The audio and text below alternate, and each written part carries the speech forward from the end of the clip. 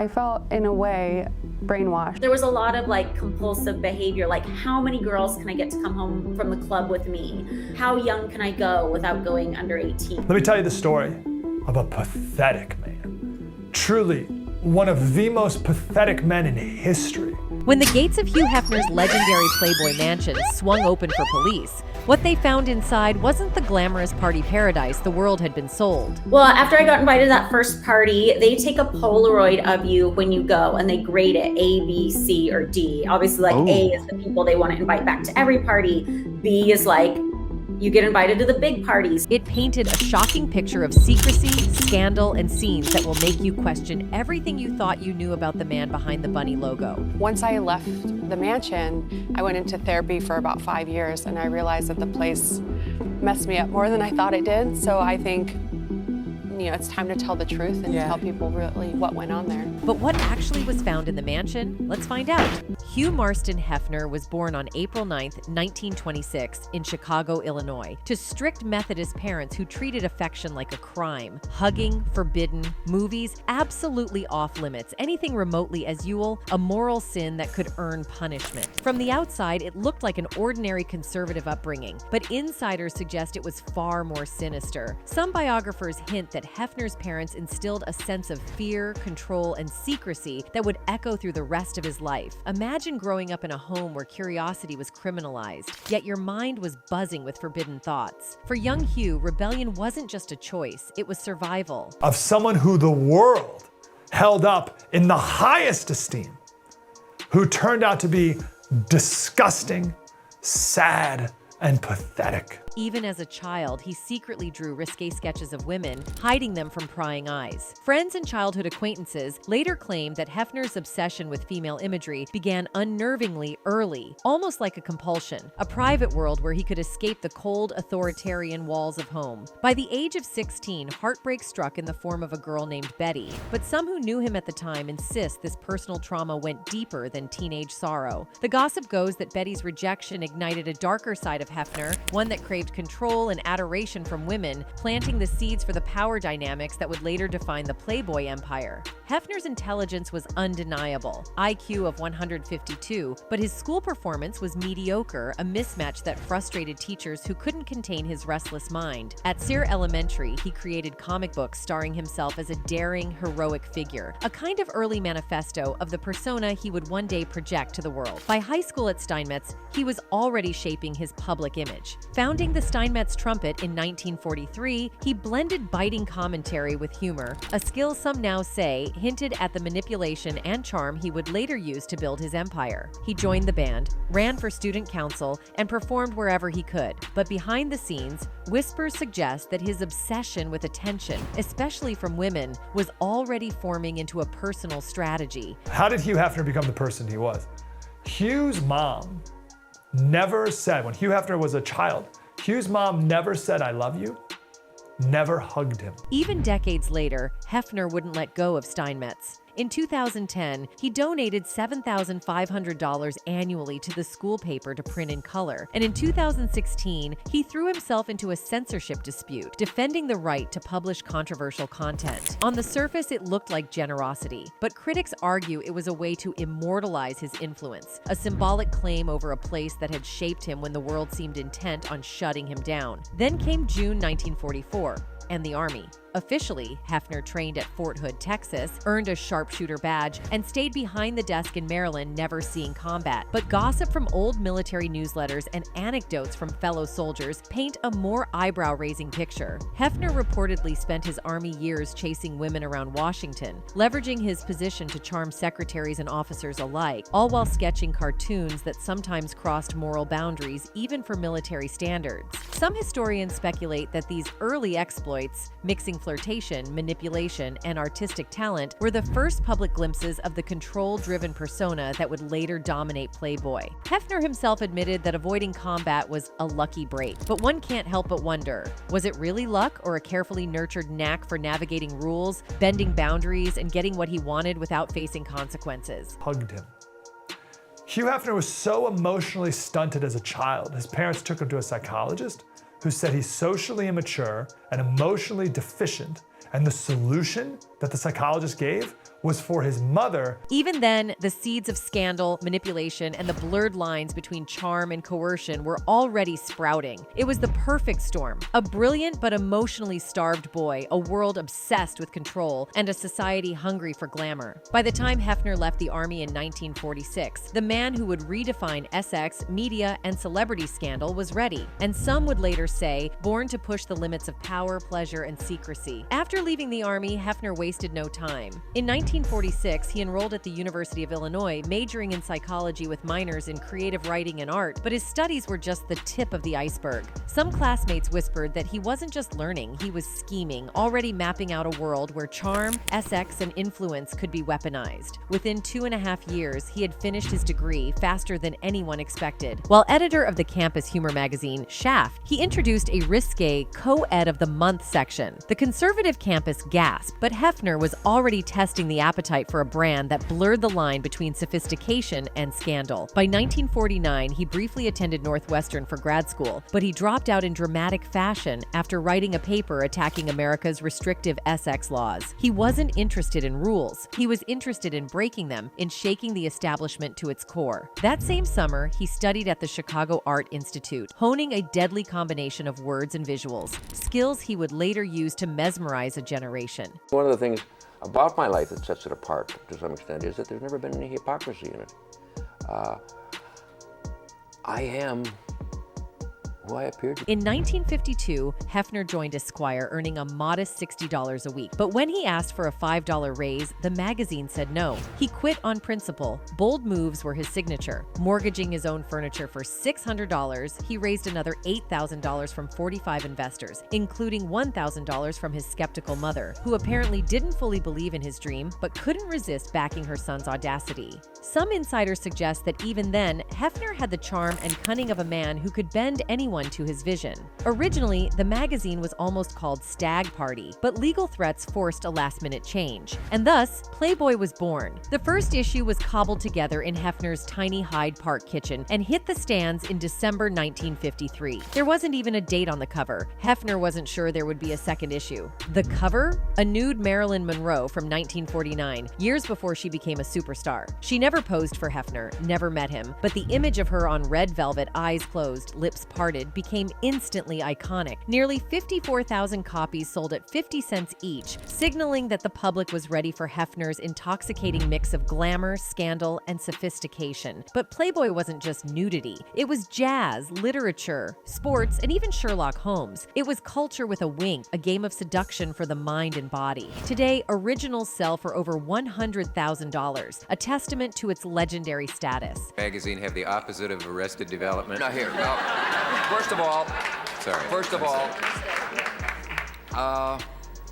the girls in the magazine are admittedly young. The average age of our male reader is 26. Hefner wrote the first editorial himself, promising men entertainment that included fiction, fashion, music, and women. Soon, literary giants came on board. Ray Bradbury contributed stories, and in 1955, Hefner sent shockwaves across the nation by publishing Charles Beaumont's controversial story about a world where heterosexuals were discriminated against, a bold, provocative move that blurred the lines between fiction and social commentary. Some critics called it subversive.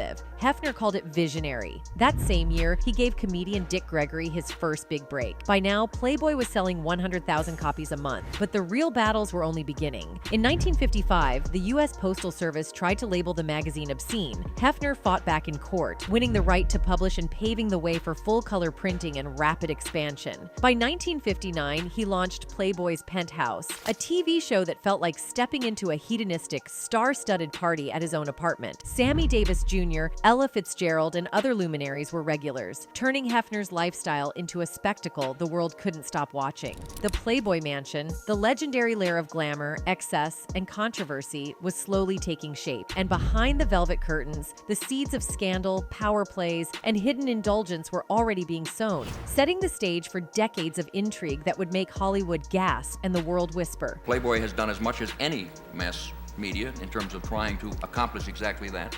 But I take issue and separate in this one rather fundamental area. The Playboy empire wasn't just a media phenomenon, it was a cultural earthquake. Hefner's work shook the foundations of social and racial norms by putting black and white guests together on television at a time when much of the South still resisted integration. It was daring, provocative, and controversial. His TV show didn't just entertain, it challenged the status quo. People tuned in not only for the entertainment, but for the cultural audacity. In 1960, Hefner opened the first Playboy Club in Chicago, and it quickly became a sensation. People lined up for hours, even days, just to buy a keyholder membership, which granted access to a world of sophistication, cocktails, and curated entertainment. The waitresses, known as bunnies, were trained to maintain a strict image: satin corsets, bunny ears, tails, and precise grooming. But the glamour came with rigid rules. Failure to meet appearance standards could result in public reprimand or dismissal. Despite the constraints, the clubs were a runaway success. By 1961, the Chicago Club had hosted over 132,000 visitors in just 3 months. The brand expanded rapidly, opening 40 clubs worldwide, from London and Paris to Jamaica and Tokyo, each promising a fantasy world of indulgence. I began in 1953.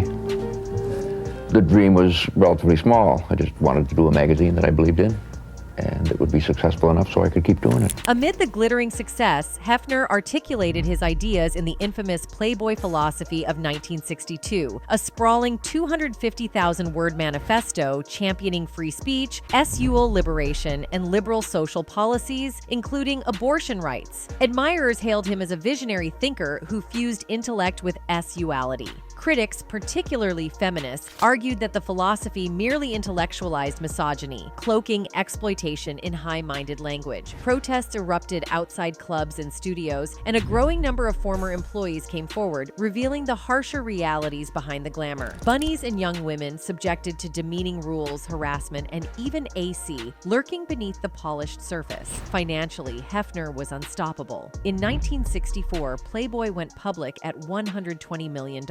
Yet he maintained full creative control, guiding every editorial decision. That same era saw him consolidate his private world of decadence. In December 1959, he purchased a 70-room mansion in Chicago for $370,000, complete with secret tunnels, a waterfall pool entrance, mirrored rooms, and hidden spaces designed for elaborate parties. Over the years, the mansion became legendary for its success. Hundreds of guests would attend nightly parties, often under the watchful eyes of FBI agents who monitored the mansion for potential obscenity violations. As decades passed, allegations surfaced from women claiming they had been coerced or filmed without consent, a dark undercurrent that has only come fully into public view in recent documentaries as late as 2022. Hefner didn't stop at clubs and publishing. He expanded into cinema in 1968 with Playboy Productions. The company's first high-profile release was Macbeth in 1971, directed by Roman Polanski, a film that drew attention not just for its artistic merits, but also because Polanski had recently lost his wife, Sharon Tate, in a shock.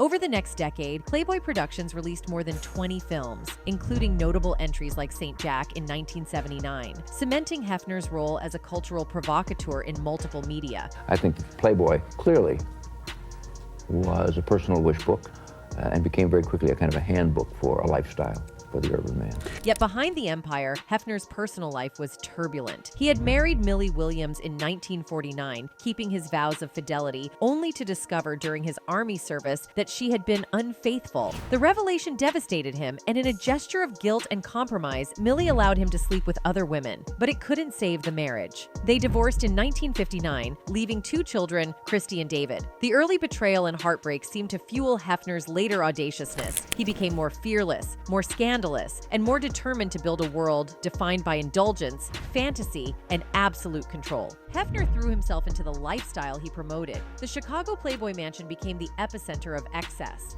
Women, parties, and unrestrained pleasure defined everyday life. He openly bragged about sleeping with over 1,000 women, a statistic that stunned even the most libertine observers. His children, initially taking the surname of Millie's second husband, Edwin Gunn, eventually reclaimed the Hefner name, a minor personal reclaiming in a life otherwise defined by excess. These details were more than trivial. They were a glimpse into the man who built an empire on spectacle, pleasure, and controversy. Everything intensified in 1968 when Hefner met Barbie Benton, just 18, on his television show Playboy After Dark. Their relationship developed rapidly, with Benton moving into his orbit and eventually influencing the design and lifestyle of the Holmby Hills mansion they purchased in 1971 for over $1 million.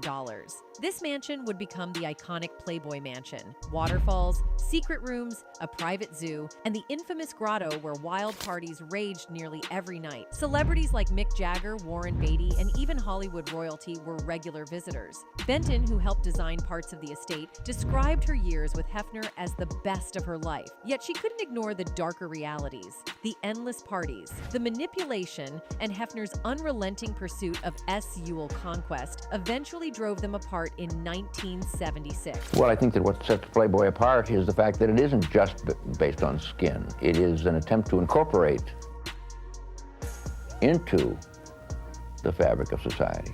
Hefner's life at this point was the blueprint of his legend, glamour and scandal intertwined, personal liberation tangled with exploitation, and a public image that fascinated as much as it repelled. His empire was not just a business, it was a cultural mirror reflecting both the desires and the moral contradictions of an entire era. By the mid-1980s, the empire Hugh Hefner had meticulously built began to show crack. In 1985, at the age of 58, Hefner suffered a severe stroke that left him partially paralyzed.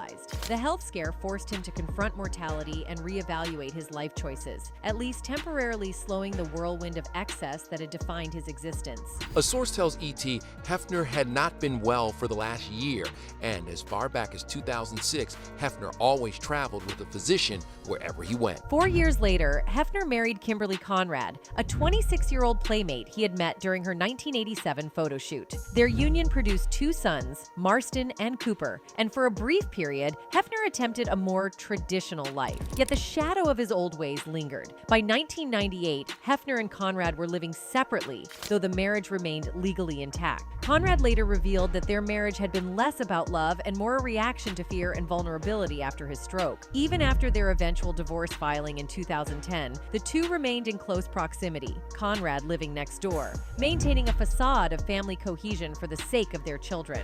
In 2012, Hefner entered into his final marriage, this time with Crystal Harris, another 26-year-old whom he wed on New Year's Eve at the age of 86. Their relationship had begun years earlier at a Halloween party, but it soon revealed the darker, controlling side of Hefner's personality. Harris's 2024 memoir recounts the strict rules Hefner imposed on her daily life, from clothing choices to nail polish, from hairstyles to weight limits. By 2014, intimacy had become mechanical, a performance rather than an expression of love. The mansion itself had decayed, its grandeur masked by mold, birds, and a hoarded clutter. Though the couple had called off their wedding once in 2011, they reconciled. Yet upon Hefner's death, Harris reportedly inherited nothing, underscoring the transactional and controlling nature of his later years. Looking back, I wish I could have saved myself.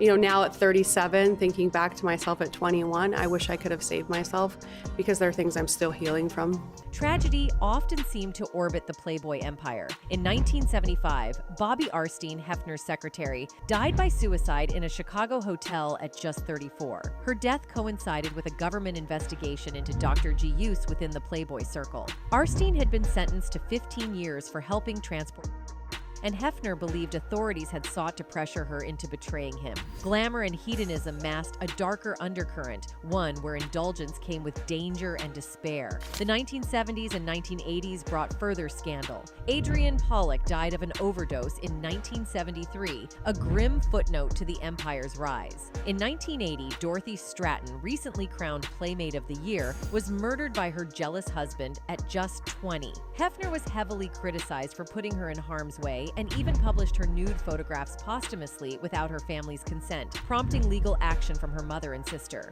Former employees later revealed she had been assaulted at the mansion, and her boyfriend, director Peter Bogdanovich, directly linked her death and exploitation to the Playboy culture in his memoirs. I never felt pressured.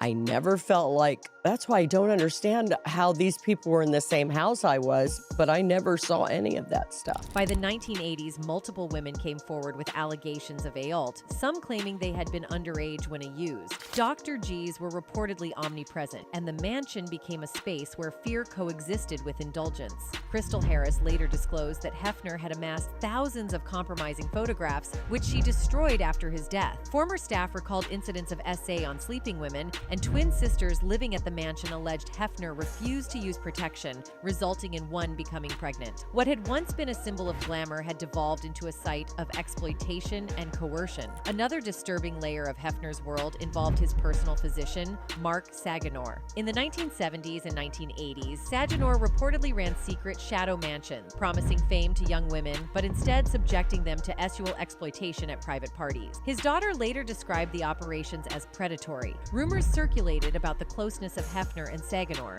and some alleged the shadow homes were used for illegal video recording. These ASEs slowly surfaced during federal DTRG and misconduct investigations, further darkening the narrative of Playboy's inner workings. She's suing both of them, claiming Cosby assaulted her at Hefner's Playboy Mansion in 2008.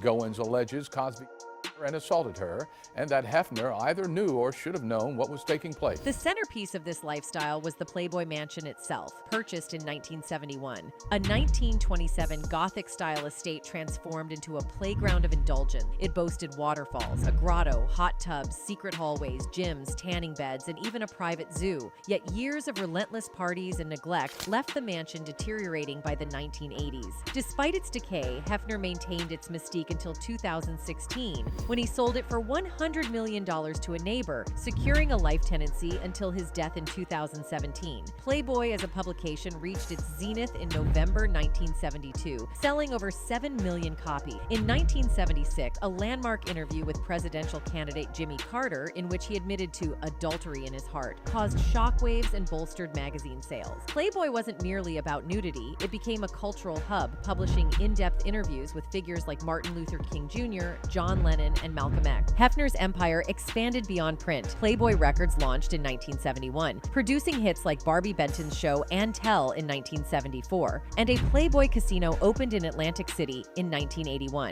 generating millions before closing in 1984 due to denied gaming licenses linked to past bribery allegations. We have fallen into a kind of Orwellian newspeak in which words have stopped having any real meaning.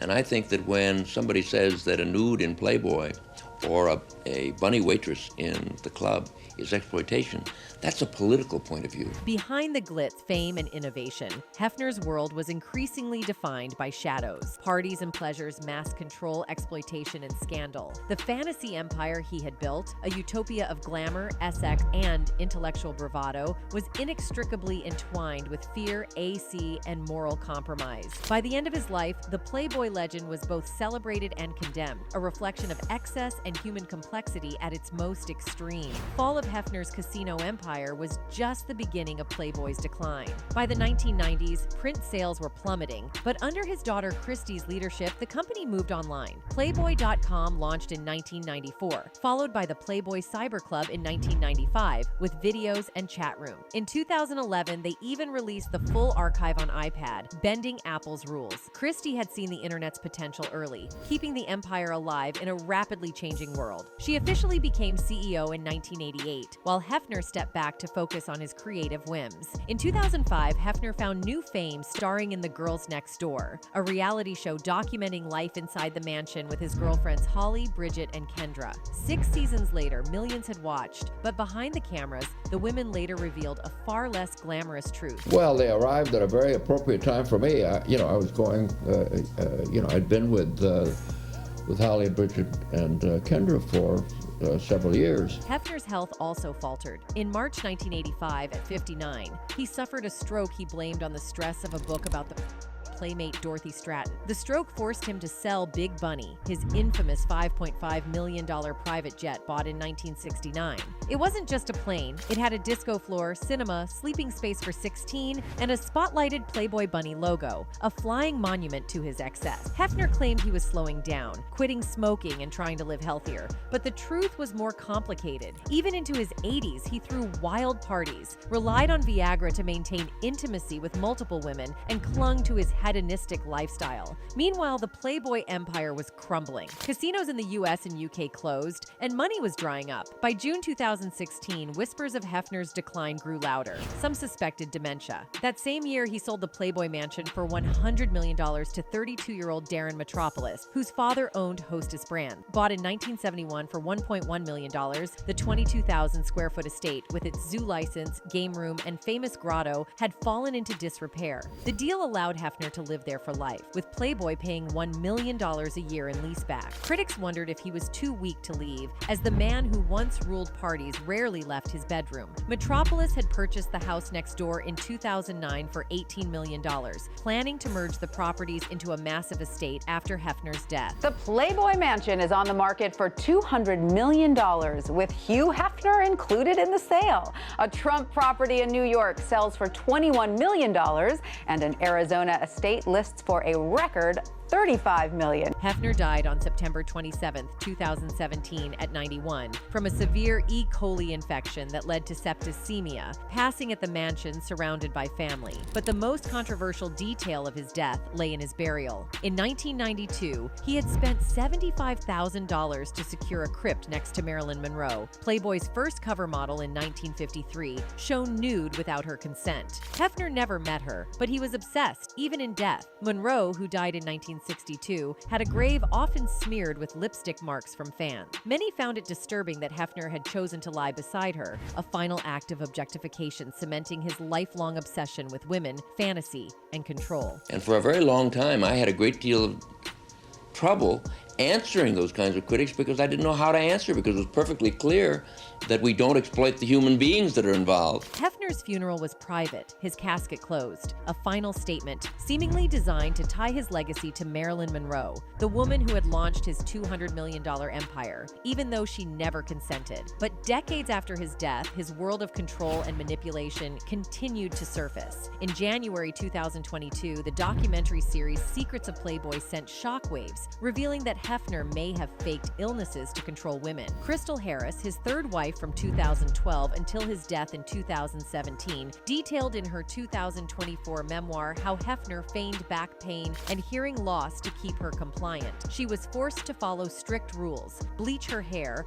wear only light-colored nail polish, and maintain a weight that he dictated, all while suffering from Lyme disease and mold poisoning in the mansion. Other women corroborated her claims, describing a man who wielded guilt and deception as weapons to maintain dominance. Even after his death, Hefner's reputation as the carefree party king was replaced by the image of a manipulator who used illness, fear, and control as tools. Yet Hefner tried to rewrite his story. In 2010, he founded the Hugh M. Hefner Foundation, donating millions to film preservation, free speech, and sex education. For 2 decades, he supported the University of Southern California's work on film censorship and annually awarded advocates for First Amendment rights. By 2017, he had also contributed to Lyme disease research, tying back to Crystal's struggles. For some, these donations seemed like a desperate attempt to polish his legacy, an effort to balance decades of scandal, exploitation, and excess with a veneer of philanthropy. I felt super trapped, but by then I already had millions of dollars of my own, and I remember talking to my mom and saying, I can't leave him. The Playboy Mansion itself held secrets far beyond lavish parties. Built in 1927 in Gothic Tudor style by Arthur R. Kelly, the estate hid a Prohibition-era wine cellar behind basement panels, a discovery Hefner stumbled upon when he bought the mansion in 1971 for $1.05 million. Over time, he repurposed the cellar to store private videos and security camera footage, bragging about it in a 2011 Vanity Fair interview. Stone vaults, trapdoors, and hidden tunnels added layers of mystery and speculation about what else was buried beneath the house. In the 1970s, Hefner expanded the underground network, connecting the mansion to the game house and bathhouse so staff could move unseen during the mansion's notorious parties. The image of glamour, wild excess, and fantasy was inseparable from secrecy, manipulation, and control, a duality that would define Hefner's life and legacy. Old Polaroids revealed just how sprawling the underground areas of the Playboy Mansion really were. One former employee claimed that the tunnels even connected to the homes of Hollywood stars like Jack Nicholson and Warren Beatty, though they were sealed off in 1989. Blueprints indicated the network extended all the way to the Los Angeles Country Club. The mansion was far more than a glamorous party house. It was a secret world designed to conceal everything from cameras to celebrity visitors. This was like back in the day before everybody had cell phones and cameras and people weren't allowed to bring cameras inside. So it was really, really private. So celebrities felt comfortable going and partying and they didn't feel like they were going to get outed by anybody. In 1978, Hugh Hefner added an underground gym beneath the bathhouse, equipped with state-of-the-art machines, tanning beds, saunas, and stone showers. Hefner claimed it was built for his girlfriend, Carrie Lee, but hidden cameras were installed, and staff later revealed they were used to film sexual encounters without consent. Valet Stefan Tatenbaum described Pig Night, during which SX workers were recorded while Hefner watched on large screens, smoking and laughing. In 2022, Variety reported that these recordings led to multiple lawsuits. What was meant to be a space for fitness had instead become part of a far darker enterprise. Throughout the 1980s, the basement underwent further expansions. Hidden vaults were added to store videos and blueprints of secret rooms designed for sexual encounters and DRG use. Some insiders claimed Hefner used these tapes to blackmail celebrities. One video librarian later disclosed that the vaults contained over 1,000 tapes. Renovations included carved wood, hidden mirrors, and private bedrooms intended for parties. These vaults served as time capsules of Hefner's world, a glittering exterior masking disturbing secrets beneath. Even the original 1927 stone vaults, built in Gothic Revival style with pointed arches and thick walls, were repurposed to hide more videos, including some of the most shocking Pig Night recordings. One staffer claimed there were over 100 tapes of celebrities stored in climate-controlled safes, some dating back to the late 1970s. Know that part of the deal was you had to have this guy.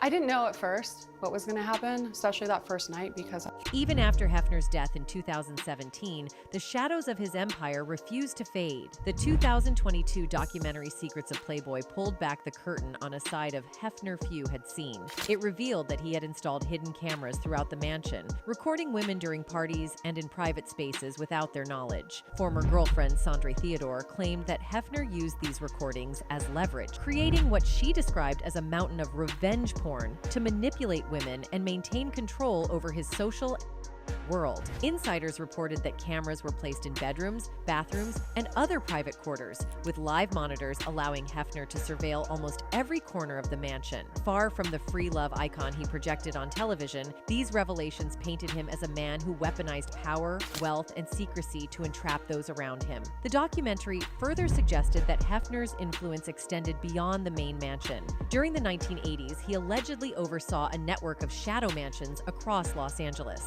These properties were reportedly used for parties, sexual encounters, and DRG-fueled indulgence with women who did not fit the glossy Playboy image. Dr. Mark Saganor, dubbed Dr. Feelgood, was implicated in trafficking up to 20 women a week under the pretense of photography shoots. One woman in 1985 reportedly was Dr. Ed and brought to the main mansion against her will. Insiders described coded logs in the basements tracking women's movements as part of a systematic AC network that stretched far beyond any single property. The mansion itself became emblematic of this dark system. Former employees and girlfriends recounted basements stocked with DRGs, including Quaaludes, in drawers containing hundreds of pills distributed before parties. In 1976, one woman was reportedly sedated and ulted in the basement, left unconscious for hours. Another recalled being given a sedative in her wine in 1978, only realizing what had happened the following morning. From 1975 to 1980, multiple staff members testified that pills were a constant presence at events, creating an environment where consent was routinely undermined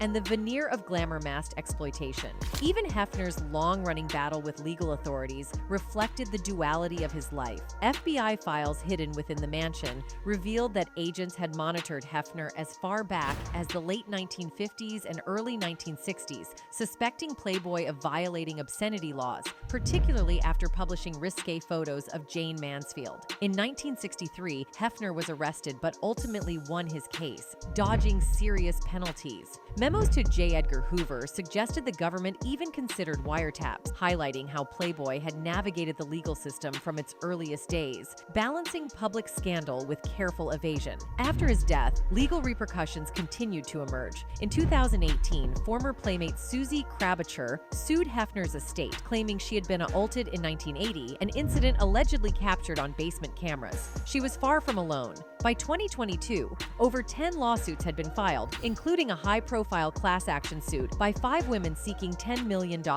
Reports suggested that the basement vaults contained more than 1,000 hours of recorded footage, some dating as far back as 1979. Many of these cases were quietly settled, leaving the full scope of the ACEs buried behind legal walls, but the accumulation of evidence painted a troubling picture. Hefner's empire had been built not just on glamour and fame, but on manipulation, secrecy, and systemic exploitation. Ultimately, Hefner's legacy is irreparably complex.